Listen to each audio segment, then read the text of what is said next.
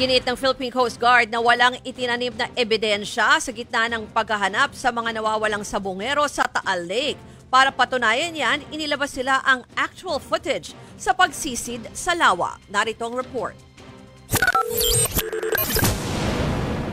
Sa lalim na 50 hanggang 70 feet na tagpuan ng technical diving team ng Philippine Coast Guard ang mga sako na ito kahapon. Ikalawang araw ng kanilang search and retrieval operation. Ito ang lokasyon sa Laurel, Batangas na sinabi ng whistleblower na si Julie Dondon Patidongan na naging tapunan umano ng mga nawawalang sabongero.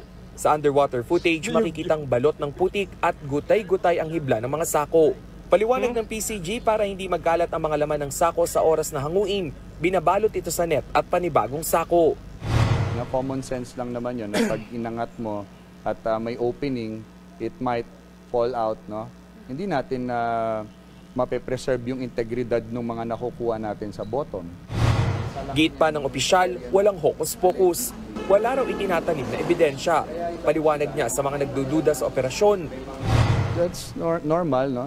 We cannot, sabi nga lang, we cannot please everyone. Basta kami yung inyong Philippine Coast Guard, katuwang yung Philippine National Police and the Department of Justice.